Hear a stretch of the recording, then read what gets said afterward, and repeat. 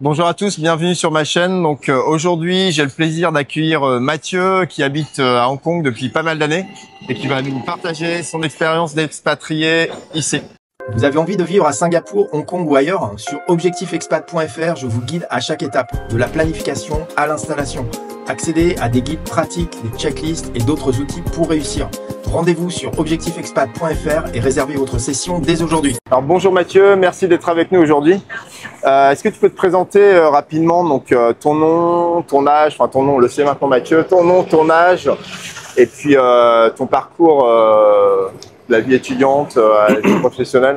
Alors Mathieu, français de souche, j'ai envie de dire, mais un peu différent des autres Français de souche, parce que ça fait 4 générations de ma famille qu'on est expatrié. À Hong Kong depuis 15 ans maintenant. Mon parcours, alors j'ai grandi en fils d'expatrié, donc quand j'étais gamin, c'était 10 ans d'Arabie Saoudite, puis ensuite rentré un peu en France, j'ai fait mon lycée en Indonésie. Et ensuite les études de nouveau en France, et je savais que j'avais envie de repartir à l'expatriation, je savais que j'avais envie de repartir vivre ailleurs. Mon premier taf, j'ai trouvé à Londres, c'est le plus loin que j'ai pu trouver, et c'était dans la finance, après avoir fait des études dans l'informatique. De là, j'ai réussi à me faire muter au bout de 2 ans et demi à Hong Kong. Où je suis, voilà, comme je disais, depuis 15 ans, toujours dans la finance, dans 2 différentes boîtes. J'ai fait chez des brokers et maintenant je suis à HSBC dans une banque. D'accord, ok. Et tu as dit, t'as pas fait des études de finance en fait, donc comment t'es tombé dans la finance Alors, un peu par hasard, j'ai un oncle qui, je l'ai vu, j'ai grandi, apparemment à ses côtés, mais je le voyais de temps en temps et j'ai vu son succès, vraiment son succès. Il a monté sa propre boîte de finance, de broker, il avait 200 employés et ça m'a donné envie. Je voyais aussi l'atmosphère qu'il y avait sur le desk de trading. C'est quelque chose qui m'a toujours un peu attiré, et quand j'ai cherché mon premier taf à Londres, j'ai eu la chance d'être présenté à une boîte de finance pour passer en tant que business analyst et me servir de mon background d'IT. D'accord. Et j'ai réussi à rentrer comme ça dans le monde de la finance. D'accord. Et ensuite, le choix, donc tu as bossé quelques années à Londres. Combien d'années à Londres? 2 ans et demi. 2 ans et demi. Et l'expérience, ça t'avait plu? Ou tu pensais rester là-bas? Ou alors, non, alors tu voulais vraiment bouger en Asie? Comment ça s'est passé? Alors, l'expérience m'avait plu d'un niveau professionnel. Ouais. Oui, j'ai réussi à bouger avec la même boîte ici. Donc, c'est pour ça l'expérience m'avait plu. C'est toi qui a demandé? Ou oui, c'est-à-dire que dans mon taf, j'avais dû voyager un petit peu dans les différents desks. Ouais. J'étais venu à Hong Kong pendant 2 mois. Et c'est là où je me suis dit, mais je connaissais pas Hong Kong. Enfin, je connaissais, j'étais venu une semaine avec ma famille, mais c'est vraiment en tant que touriste. Là, j'avais vécu 2 mois ici.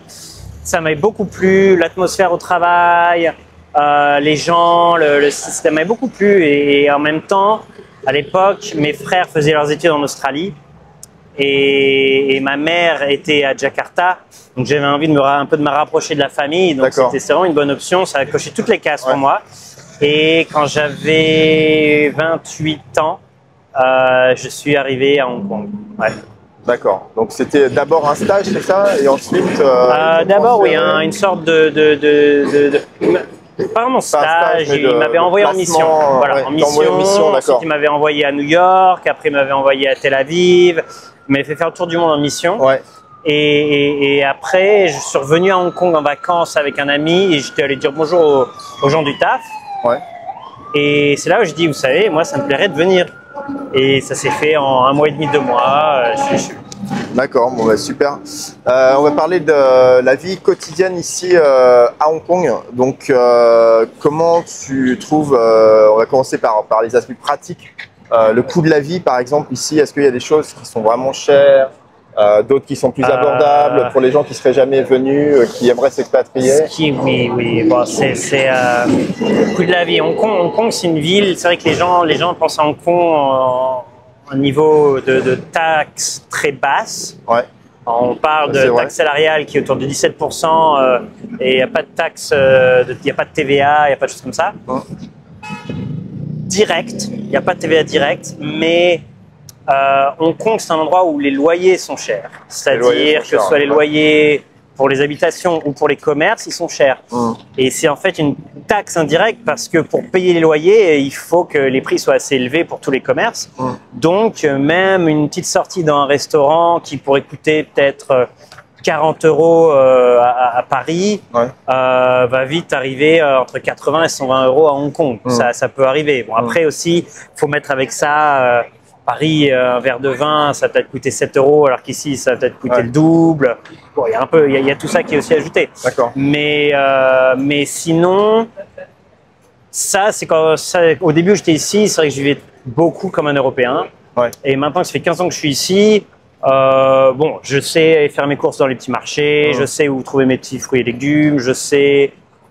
j'ai beaucoup plus mes marques et puis j'apprécie la culture locale. J'aime bien sortir de temps en temps dans des restaurants locaux et qui coûtent pas grand chose. Voilà. Et c'est un moyen vraiment d'un seul coup de donner un deuxième souffle au budget. Et donc tu disais le logement, tu peux nous donner un exemple, par exemple un studio ou un petit appart ici? Un exemple, moi j'ai le premier appart que j'ai loué à Hong Kong. Il faisait 30 mètres carrés, 28-30 mètres carrés, une chambre. En studio, Une chambre. Avec une chambre. Une chambre, salon, c'était 23e étage, avec une vue assez sympa, qui était dans Central, qui est là où tous les expats arrivent. Je payais, alors à l'époque, c'était en euros équivalent today. En euros équivalent aujourd'hui, ça fait 1800, 1700 €. Et ça, c'était il y a 15 ans. Maintenant, le même appart, toujours, parce que je pense que c'est bien de comparer que d'un comme ça, coûte plutôt 2500 €. Ok, donc c'est quand même un gros poste et une donnée à prendre en compte quand on veut s'expatrier ici. Ça a augmenté dans les 10-15 dernières années, ça a énormément augmenté. Pareil à l'achat, je regrette de ne pas avoir acheté, hein, mais bon, vous ne pouvez pas savoir. Non, ça a beaucoup augmenté. Bon, après, c'était aussi central, bon, je pouvais marcher pour aller au travail, c'était un peu le luxe. Maintenant, on peut s'y retrouver. Il y a quelques années, j'habitais à 45 minutes de centrale. Sachant que les transports en commun sont très pratiques et peu chers à Hong Kong. J'habitais à 45 minutes, 45-50 minutes et je payais pour 2500 €. J'avais un 4 chambres de 90 mètres carrés. Donc là, au 66e étage, vue sur mer. Donc bon, on peut s'y retrouver. Et à chaque fois, c'était dans des buildings qui étaient assez récents. Donc après, on peut choisir des buildings qui sont un peu plus âgés, où il n'y a pas de clubhouse, il n'y a pas la salle de gym, il n'y a pas la piscine, il n'y a pas des choses comme ça. Et pareil, ça baisse le prix. Donc c'est vraiment un choix aussi. Donc soit on habite central, donc comme ici par exemple, on est à Wan Chai. Juste à côté de Central, près des bureaux, etc. Où on habite un petit peu plus loin et là le loyer est divisé par 2 ou 3. Donc c'est des choix vraiment de vie. Et à part donc le loyer, nourriture, donc tu nous disais que si on mange local, ça reste abordable. Oui, après il faut. C'est vrai qu'on se rend compte aussi que faire des choix sur la qualité. C'est-à-dire que je préfère acheter un bon poulet. On n'a pas de poulet français, mais un bon poulet qui vient du Danemark plutôt qu'un poulet qui vient de Chine. On se rend compte au bout d'un moment que c'est bien de faire attention à son budget, mais il y a des moments, il y a aussi, il faut se connaître. Manger bien. Bon, après, là, je vois juste à côté d'ici un magasin italien qui vend du très bon fromage suisse, français. Bon, parfois aussi, ça c'est le genre de petits plaisirs qui font un peu mal. Et autant le chocolat, on le coupe facilement, autant le fromage quand on est français. On en a besoin. Et pareil, la baguette, une baguette, bon, je sais même pas combien ça coûte une baguette en France maintenant, j'avouerai, mais ici, une baguette, c'est autour de 2,50 €, 3 €. D'accord. Je pense que c'est 1 € et quelques. C'est pas des grandes baguettes comme ça, elles sont un peu plus petites. Elles sont plus petites. Mais en France aussi, elles ont réduit. La taille des baguettes a réduit en France. Ok. Et Shrinkflation. C'est un peu partout malheureusement. Et au niveau de l'adaptation, donc toi quand tu es arrivé à Hong Kong, j'imagine que ça a été un choc quand même en Asie, même si tu es habitué à voilà, c'était non mais c'est vrai tu te rappelles des premiers moments, est-ce qui t'a vraiment marqué au début le tout premier moment, c'était l'arrivée. Ouais. Je connaissais pas encore l'Airport Express, le train qui nous ramène direct à Central, donc j'ai pris le taxi. Et de nuit, et de découvrir cette ville, ces buildings de partout de nuit, et ça c'était une belle impression. Parce que voilà, c'est pas. Je connaissais New York, mais c'est pas pareil. New York, les buildings sont loin et on y va. Alors que là, dès qu'on atterrit, c'est des buildings. C'est pas pareil. Même si c'est trompeur, parce que en fait, 75% de Hong Kong c'est de la forêt. Mais bon, là, quand on est en taxi, c'est des buildings. Et non, c'est vrai que la culture chinoise. C'était un peu le plus gros culture choc que j'ai eu de ma vie. Alors que j'ai vraiment grandi avec beaucoup d'autres cultures autour, mais la culture chinoise, comment dire, ils ont leur manière de faire, et c'est parce que surtout culture chinoise versus culture française, où leur manière de faire peut un peu choquer la culture française. D'accord. Que ce soit les bruits, que ce soit les attitudes, que ce soit poussé, que ce soit… Même si Hong Kong, j'avoue que par rapport à Mainland China, c'est un monde bien éduqué. Il y a des gens qui viennent de Chine tout le temps et qui vous rentrent dedans, qui vous disent pas pardon, qui n'ont un peu rien à faire. Bon, alors ça, au début, alors qui vous tiennent pas les portes. Et en fait, maintenant que ça fait 15 ans que je suis là, j'ai compris que bah oui, ils tiennent pas les portes parce qu'ils avaient eu SARS, ils ont appris à pas toucher les pattes partout et ils avaient le réflexe de… Maintenant que j'ai eu Covid qui est fraîchement derrière nous, on comprend un peu plus. Mais bon, après c'est des petits trucs. Il n'y a pas de gros red flag. Non, c'est quand même très libre, ils sont des gens qui sont très ouverts. Ma mère était là il y a quelques semaines, elle me disait je cherchais mon chemin, je regardais comme ça la carte sur mon téléphone et il y a un local qui est venu m'aider sans que je lui demande et il m'a aidé, très sympa. Donc c'est des gens vraiment ouverts, sont sympas et ouverts. Un petit peu réservés peut-être au premier abord, mais ils sont mais il y a tout aussi, il y a tout. Voilà, ça dépend des quartiers dans lesquels on est, ça dépend de Et si on compare Hong Kong avec d'autres capitales européennes, Londres, Paris, au niveau je sais pas, de la sécurité, etc. La sécurité, c'est une des villes les plus sûres au monde. Ça, pour les enfants. Combien de fois, voilà, des enfants, on voit des enfants dans le métro qui sont seuls à 8-9 ans, ils rentrent chez eux seuls, pas de problème. Je me souviens, il y a 15 ans, quand je venais d'arriver, que je sortais beaucoup, j'avais des amis qui me disaient mais je rentre le soir en marchant dans la rue avec ma petite jupe, je me sens absolument pas en danger et en 15 ans d'être là, j'ai jamais entendu une histoire d'une personne que je connaisse qui a eu une fille que je connaisse qui a eu rien, même des mecs quoi, avec la mafia.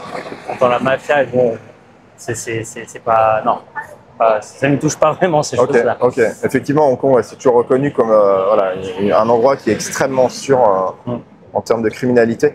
On va parler du travail. Donc, est-ce que tu peux nous parler de la vie professionnelle ici à Hong Kong? Pour les gens qui aimeraient s'expatrier ici, est-ce qu'il y a des secteurs d'activité qui sont un peu plus porteurs, plus d'entreprises dans certains secteurs que d'autres? En termes d'opportunités, etc. Et enfin, deux questions en une. Si tu avais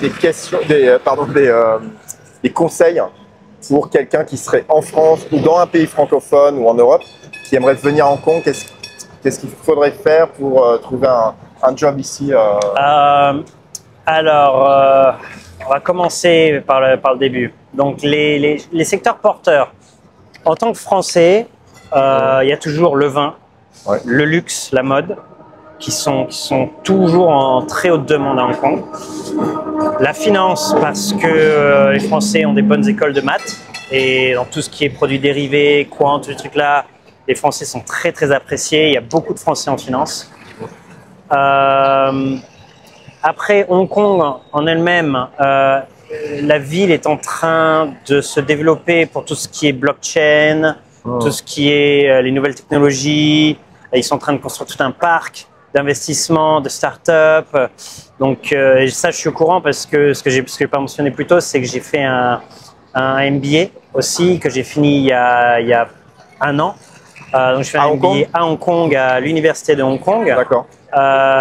Justement parce que, comme tu l'as souligné, je n'avais pas jamais travaillé dans la finance et je sentais à un moment que c'était un peu une sorte de plafond pour moi à mon profil, ça me fermait des portes et des opportunités. Donc je voulais un peu étoffer mon profil.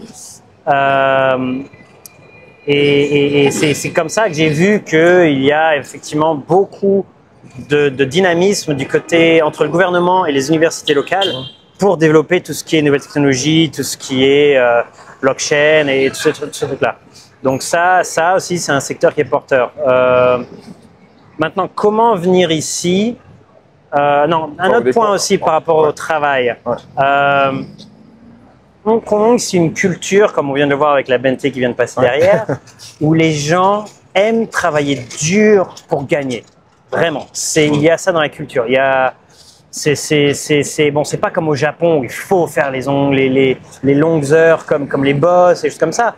Mais surtout en étant dans la finance, par exemple, ou quand on est dans une boîte qui est rattachée à une boîte en Europe, on commence en Asie. Quand on finit, on ne va pas sortir à 4h30, 5h parce que c'est là où l'Europe commence. On pousse toujours vers 6h, 7h, même si on a commencé à 7h30, 8h le matin. Il ne faut pas avoir peur de faire des heures comme ça. Okay. Après, ça dépend aussi un peu de la boîte, mais c'est pas des boîtes où on prend 2 heures pour la pause lunch.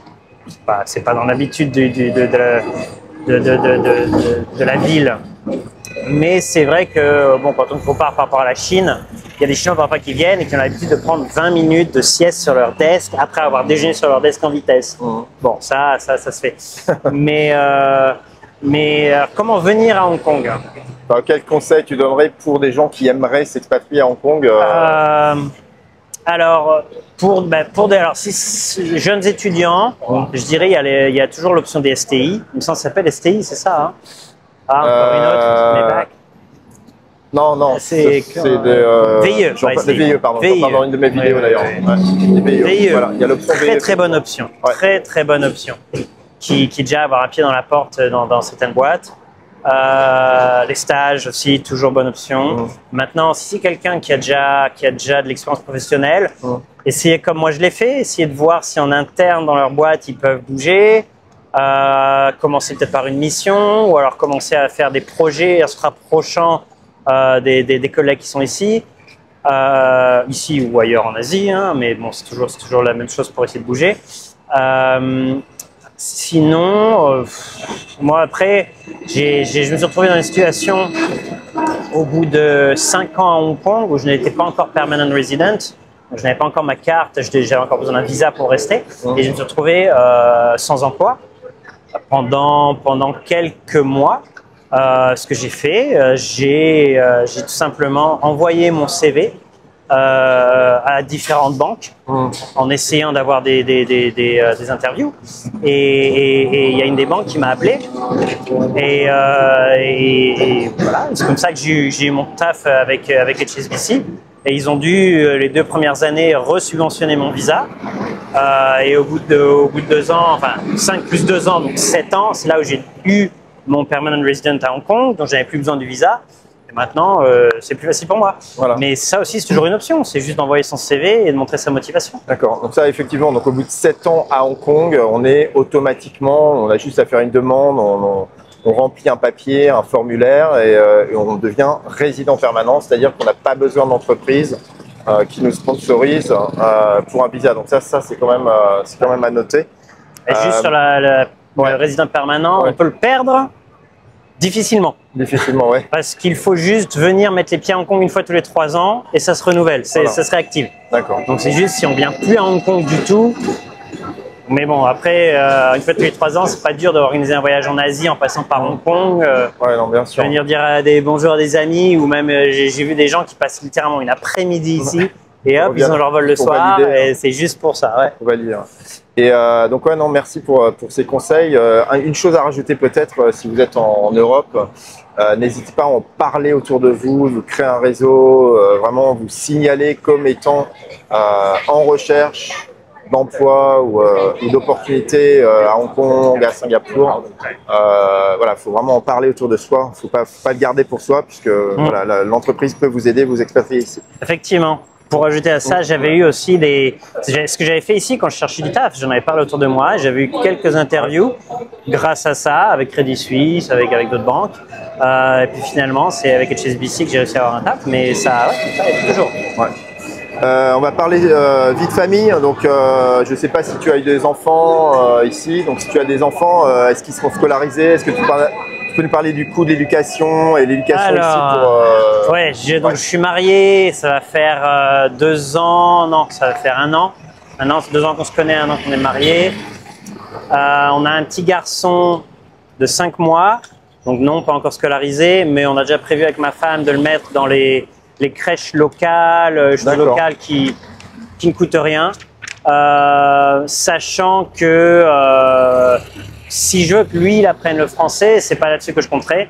Donc moi, je vais vraiment m'occuper qu'il apprenne le français à la maison. Mais le but, c'est de mettre à partir de la grande section de maternelle et pour continuer en CP dans le cursus français. D'accord. Maintenant, j'ai un autre enfant qui a 11 ans, qui maintenant vit au Canada, mais qui a vécu ici avec moi pendant quelques années. Et lui, je l'ai mis à l'école française, et oui, c'était pas donné. C'était pas donné. Ça coûtait.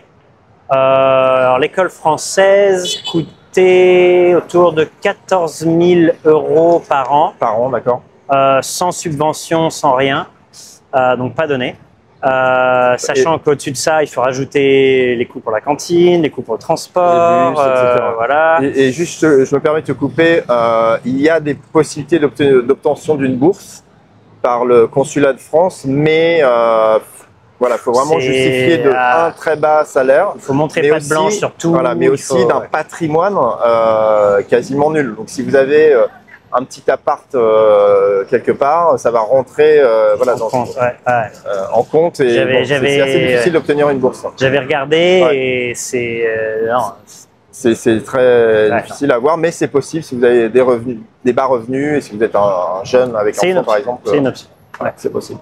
Donc, et le système éducatif à l'école française très bon, très bon. Ben, là, c'est intéressant comme question parce que moi, j'étais un peu dans le même système quand j'étais à Jakarta. C'est-à-dire, ce sont des écoles où on ne se retrouve pas à 36 par classe. Ce sont des écoles où, en général, ce sont des fils expatriés, de gens qui travaillent dur pour être ici, pour mettre leurs enfants dans les meilleures écoles possibles. Et donc, la plupart du temps, ce sont des gens très intéressants aussi pour networking plus tard, de bonnes relations, mais aussi des gens qui connaissent la valeur du travail et qui passent ça à leurs enfants. Et donc, des classes où, en général, il y a des bonnes ambiances, il y a des bons professeurs, bien suivis, parce que ce sont des postes qui sont très demandés du niveau professoral. Donc, c'est pas si facile à avoir que ça. Donc, en général, ils ont leur choix de professeurs. Donc, on se retrouve souvent avec des bons professeurs. Et un bon niveau, effectivement. Les professeurs ici, donc je reçois ces questions de temps en temps. Je crois qu'ils sont très bien payés. Il y a des subventions pour les loyers également. Donc, effectivement, c'est un bon plan d'emploi. Donc on va bientôt conclure. Donc je voulais juste un petit avantage, inconvénient de Hong Kong, des choses que tu aimes, des choses que tu n'aimes pas. Avantage, inconvénient, avantage. Hong Kong en elle-même, c'est une ville sympa. On peut vivre assez bien sans trop dépenser si on vit un peu comme un local. Ce qui est assez dur quand on est français, qu'on a envie de se faire plaisir, j'avouerai. Mais bon, quand même, on peut vraiment vivre avec pas grand-chose si on fait l'effort. On peut voyager partout en Asie pour pas grand-chose, parce qu'on est à 4 heures du Japon, de l'Indonésie, ou 4h30, de la Thaïlande, tout le cercle qui est là. Donc très sympa aussi pour découvrir l'Asie, très centrale. Inconvénient, bon, bah, on est loin de la famille. Si on commence à avoir de la famille ici, rentrer en France, c'est quand même un budget qu'il faut prendre en compte. Ouais. Quand on a 1, 2 gamins, bon, bah, c'est surtout quand c'est l'été, que c'est la saison, on se retrouve très vite avec des billets d'avion à 6 000 8 000 euros pour toute la famille, l'aller-retour. C'est un budget, garder ça, voilà, garder ça en tête.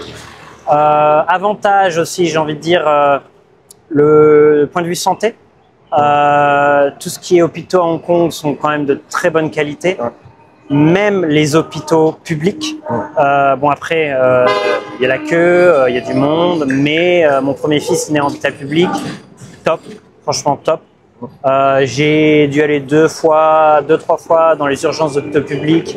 Pareil, quand c'est une vraie urgence, on est pris en compte très rapidement et ce sont des très bons hôpitaux, très bonne qualité de soins. Donc ça c'est à prendre en compte. Et puis un dernier inconvénient, la langue, j'ai envie de dire. Ouais. Le chinois, bon, après un avantage aussi, c'est que les gens parlent vraiment anglais. Ouais. Mais inconvénient, c'est que quand j'étais en Indonésie, j'ai appris l'indonésien. Ouais. Rapidement, facilement, même alphabet. Ouais. Alors que là, c'est 15 ans que je suis ici. Le mot de la fin, niveau, petit taxi. En cantonais.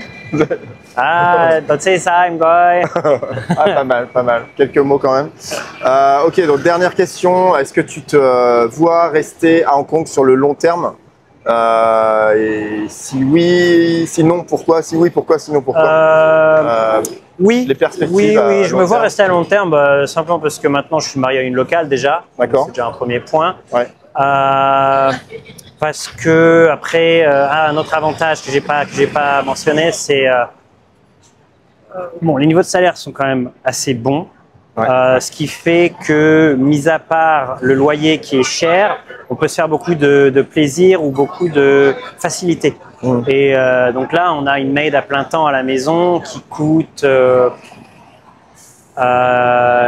dirais, c'est entre 700 et 800 euros par mois. Tu peux nous expliquer ce qu'est une maid pour ceux qui Alors, une maid, ouais. Une aide, c'est une nounou, une nanny qui fait ménage, repassage, qui s'occupe des enfants. Qui fait à manger, qui fait tout quoi. Et puis on la loge, on la nourrit à nos frais. Mais voilà. Et sur le contrat, c'est 12 heures de travail, donc c'est de 8 heures du matin à 8 heures du soir. Et voilà, donc ça enlève quand même énormément de choses. Ouais, quand on a un bébé, c'est extrêmement nécessaire. Ouais. Mais après, quand les enfants grandissent, c'est aussi très pratique pour tout ce qui est courir à droite à gauche, les activités, des choses comme ça. Et ça permet très souvent aux 2 parents de travailler.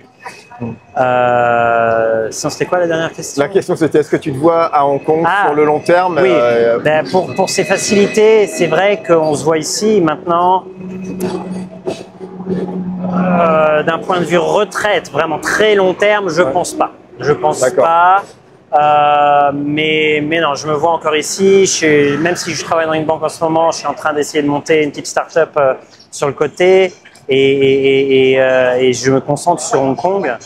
Donc oui, il n'y a rien qui me pousse à bouger. D'accord, très bien. Bah, écoute Mathieu, merci beaucoup d'avoir partagé ton expérience et à très bientôt. Avec plaisir. Au revoir.